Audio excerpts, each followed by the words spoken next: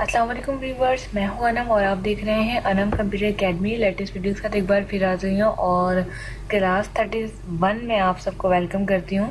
तो 31 क्लास में आज मैं आपको पॉजिटिंग के बारे में बताऊंगी, यानी कि किसी चीज़ को पोजीशन देना।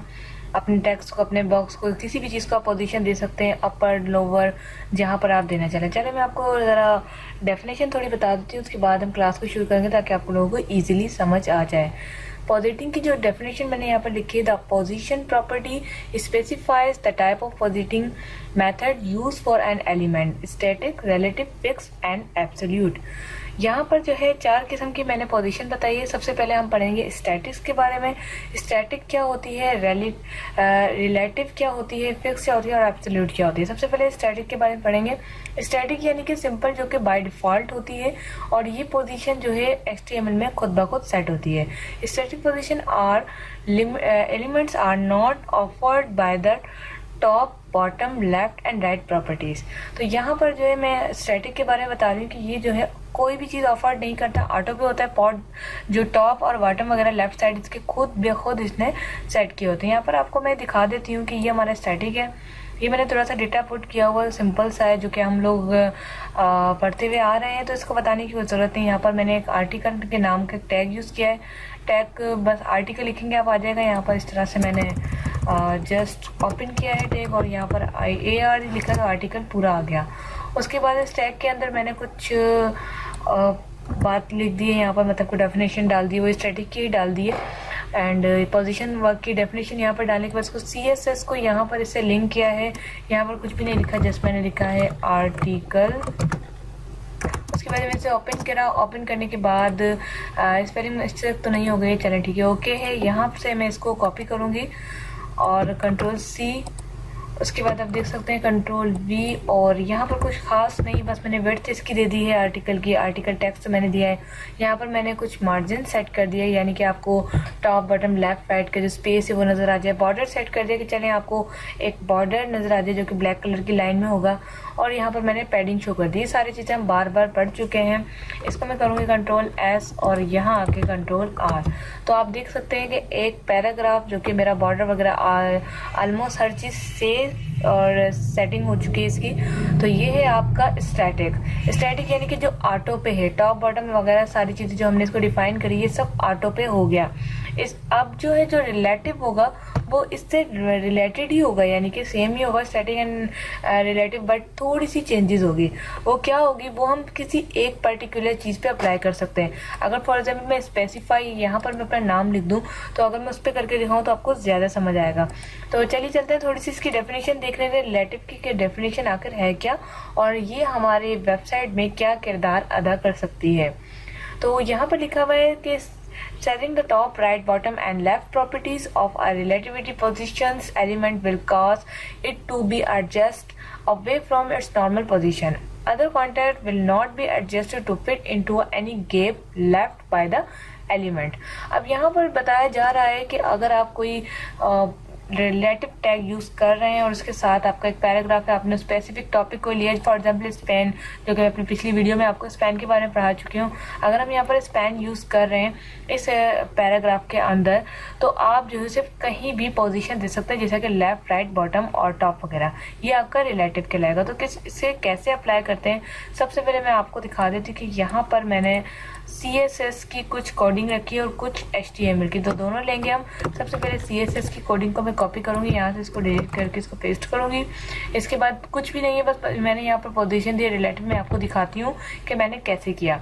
और उसके बाद यहाँ पर आर्टिकल जो है, यहाँ पर आर्टिकल के बीच में यहाँ पर मैं स्पैन टैग को यूज़ करूँगी और यहाँ पर मैं लिख दूँगी अनम। ये आप देख सकते हैं कि मैंने ये ऑलरेडी यहाँ पर लिखा हुआ है और स्पैन टैग को मैंने यहाँ से लिंक किया हुआ है CSS से। तो CSS में जाएंगे, यहाँ पर हम जाएंगे स्पैन में, इसको ओपन करना चाहूँगी। उसके बाद मैं यहाँ से अगर डेटा चाहूँ तो कॉपी कर सकती हूँ, अगर मैं अपना लिखना चाहूँ तो कोई इशू नहीं है, वो भी लिख सकती हूँ। इसको मैंने Ctrl+C किया, टाइम की बचत है, वीडियो लंबी हो जाती है फिर बंदा बोर ही हो जाता है। ओके, अब यहाँ पर जो है आर्टिकल के अंदर आप देख सकते हैं कि हर चीज़ वही है, मार्जिन, बॉर्डर, पैडिंग। लास्ट में मैंने जो चेंज की वो सिर्फ पोजीशन दी है। पोजीशन का नाम रखा है मैंने रिलेटिव। पोजीशन ये टॉप बॉटम भी रख सकते हैं, लेकिन यहाँ पर अगर मैं जस्ट टॉप और बॉटम रखूँगी, ये टैग नहीं यूज़ करूँगी, तो मेरा अप्लाई नहीं होगा।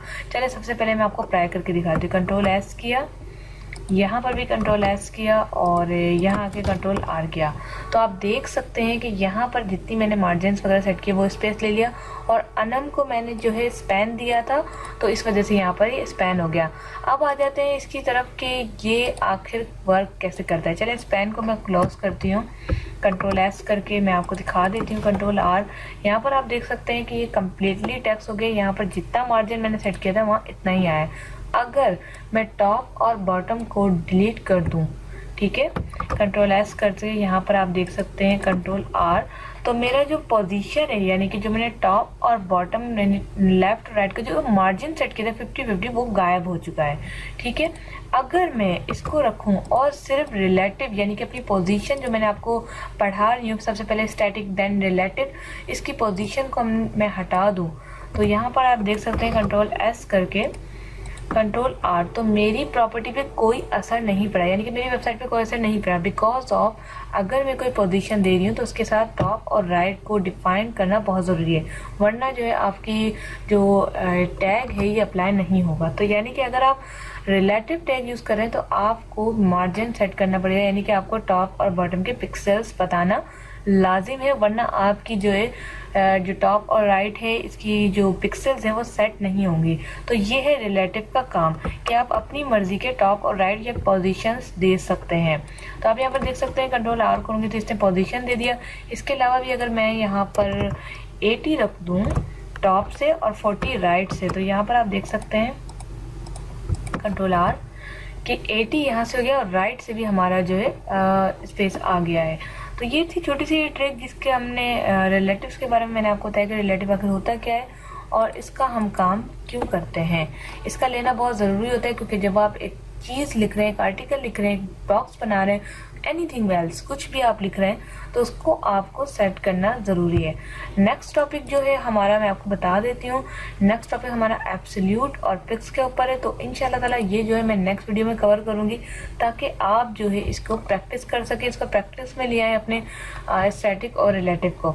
ये आप प्रैक्टिस में ले आएंगे तो आपको ईजी रहेगा, आपको समझ आएगी कि आपने जो नेक्स्ट टॉपिक का आपने कैरी ऑन करना है मेरे चैनल पर, तो आपको जो है ईजिली समझ आ जाए। तो उम्मीद है आपको वीडियो पसंद आएगी, तो प्लीज़ एक लाइक तो बनता है। आज का वीडियो टारगेट मैं सोच रही हूँ कि अब वीडियो टारगेट सेट करना चाहूँ, यानी कि लाइक टारगेट सेट करना चाहती हूँ, मैं सोच रही हूँ। तो आज का मैं टारगेट सेट करती हूँ 25। तो प्लीज़ लाइक जल्दी जल्दी कर दें ताकि मेरा टारगेट पूरा हो जाए। सिर्फ ये खुशी होती है जब हमें लाइक मिलते हैं। तो मिलते हैं नेक्स्ट वीडियो से, अपना बहुत सारा ख्याल रखिएगा। Thanks for watching.